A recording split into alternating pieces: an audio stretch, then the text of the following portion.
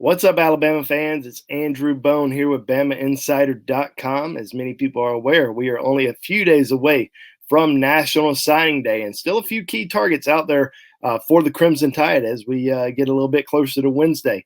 So today we're going to talk just a little bit about the big names that are still out there who are still waiting to announce their final decision. We'll also talk a little bit about Camar Wheaton. As we know, he is committed to Alabama, but did not sign during that early signing period. Committed to Alabama about a week after the early signing period, and many people are wondering what's exactly going to happen with him. So let's get right into it. And obviously, the one player that we know has a decision time set is Terrion Arnold, the four-star Rivals 100 defensive back from Tallahassee.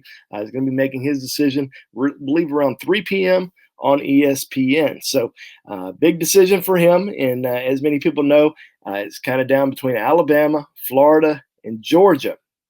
Now, as we've been talking to people over the course of the last few weeks, it certainly seems more like an Alabama-Georgia recruiting battle for Terrion Arnold. And, as many people are aware who've been following our show throughout the entire year, Terrion Arnold has been a key target for the Crimson Tide, really since day one of his recruitment.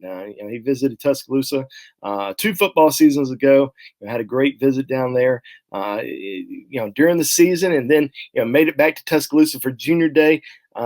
Back earlier this year, but as we all know, COVID-19 certainly shut the country down in many ways, including on the recruiting side of things. So he was not able to get back to Tuscaloosa, leading up to his announcement. But I do think it's going to come down between Alabama and Georgia, and both schools have done a tremendous job, recruiting him throughout the entire process. Kirby Smart, Nick Saban, both of them have really kind of taken the lead control on Terrion Arnold's recruitment, as he has become one of the obviously premier targets left in this recruiting cycle.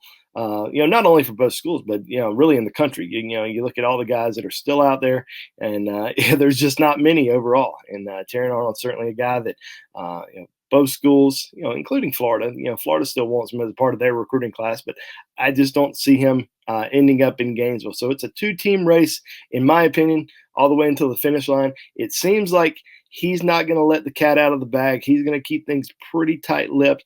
He's even saying he's probably not even going to tell his family where he's going to go. He's just going to let the coaches know when he announces that decision on Wednesday. So it's going to be pretty interesting to see what happens. And many people are aware that he is a star basketball player as well. Wants to play basketball in college. Wants to play both sports. So we'll see if he ends up being able to do that. And obviously Alabama, Georgia have clearly told him that they would allow that.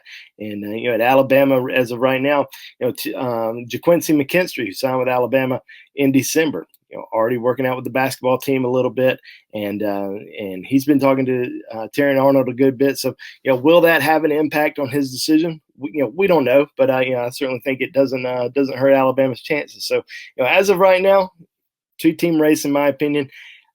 I lean a little bit more towards Alabama with Terrion Arnold just because they've been there the longest with him. They've recruited him for such a long time. He has a great relationship with the coaching staff.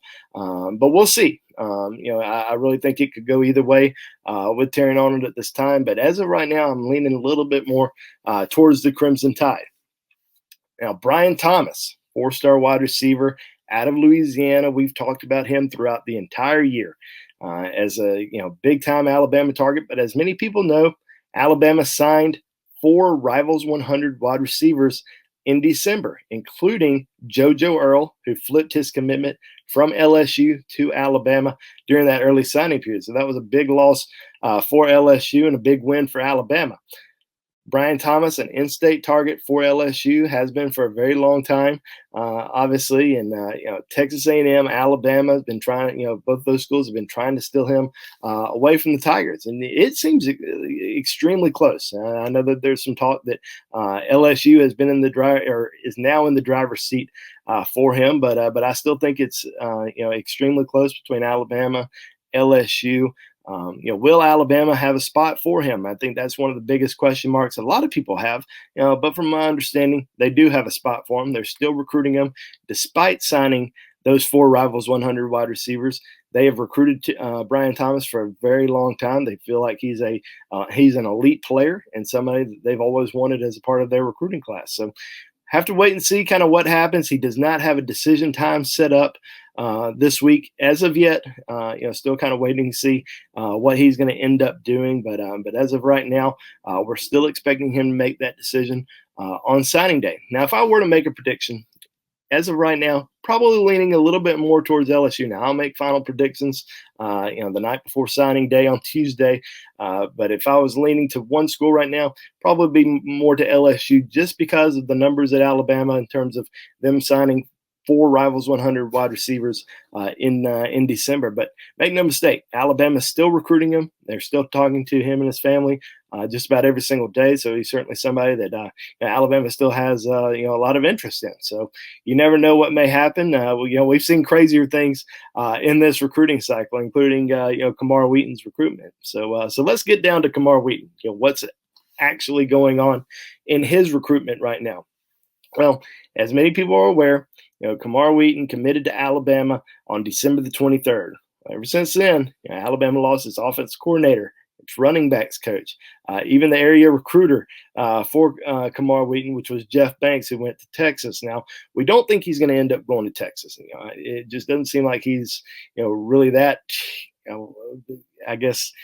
involved in their decision-making process when they're looking at trying to take a running back in this class. L.J. Johnson, Rivals 100 running back, seems like it's a Texas A&M recruiting battle for him, and may not announce that decision until signing day. But that's certainly somebody that I think Texas is hoping to land at this time, and I just don't see Camar Wheaton going to Texas now. Could he potentially make a surprise and announce for the Longhorns? It's always possible, but I just don't see it happening. Now, in terms of Oklahoma, Oklahoma, still in communication with, either Camar or, someone in Camar Wheaton's camp. Camar just doesn't really talk a lot, keeps things pretty tight-lipped, has throughout the entire recruiting process, hasn't really tipped his hand in any direction. As we know, last month, everyone thought he was going to Oklahoma and then announces his commitment to Alabama. Now, there has been communication with Alabama and Camar Wheaton over the course of the last week.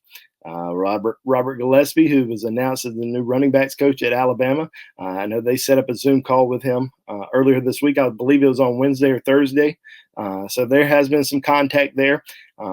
There is a little bit of, I wouldn't say confidence, but I would say it's getting a little bit stronger that he's going to end up sticking with Alabama. Now, as I've said, throughout this whole show, he is very tough to read, very tough to, predict. But as of right now, I'm leaning more towards him sticking with his commitment to Alabama. We do not know a time yet as to when he's going to announce that decision. I spoke with one of his assistant coaches earlier today who informed me that the school district has not decided they're going to allow signing day ceremonies this upcoming week. They're still trying to work some things out. So hopefully we'll know something earlier in the week. Hopefully it's going to be something earlier in the day so that a lot of us are not waiting all day long to see what's going to happen with Camar Wheaton, even though we do know everyone's going to be waiting to see what happens with Terrion Arnold at 3 o'clock on Wednesday. So we'll see if Camar decides to stretch it out maybe to 5 p.m. or if he decides to get it over with at 8 a.m. on Wednesday. One other guy that Alabama is still recruiting but is not going to make that decision on Wednesday is JT Tomorila, the 5-star defensive lineman from the Seattle area, has decided that he is going to wait it out a little bit longer. Not necessarily going to wait it out until February, but potentially April, maybe even May. He still wants to take some visits. And I think this is a big positive for Alabama because if he was going to announce his decision this upcoming week, I just don't see him going to Alabama. I think he would probably go to Ohio State, maybe Oregon. But I do think he needs to get back to Tuscaloosa for Alabama to have a chance. So the fact that he is going to wait, and the reason he wants to wait is so he can get back to Tuscaloosa for a trip. He wants to visit Columbus, Ohio as well. So he wants to visit those schools. He's going to wait it out as long as he can, which may drag in to April, May. We'll have to wait and see, but I think this is good news for Alabama, just in terms of being able to potentially get him on campus. Not saying that he's going to end up going to Alabama, but I think that with him waiting a little bit longer, it's going to give Alabama a realistic chance to land his commitment. So we'll make a prediction on JT Tomorila a little bit later down the road, but I think Alabama fans have to be extremely excited about this recruiting class, regardless of what happens this week. Alabama signed 25 players. It's currently rated as the highest recruiting class of all time, according to Rivals.com.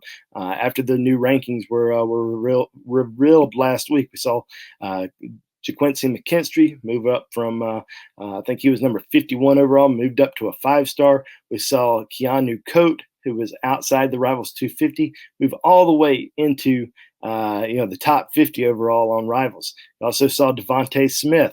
Not the Devontae Smith who won the Heisman, the Devontae Smith from Cincinnati, Ohio, who signed with Alabama back in December. Saw him move from a 3-star into the Rivals 250. There are 16 players in the top 72 players in the country who are going to Alabama next year. So Alabama's got to have a lot of excitement, feeling really good about its recruiting class, top to bottom. So stay tuned to BamaInsider.com the next few days, because it's going to be a wild ride until the finish line. Thank you so much for watching, and we'll see you on the boards.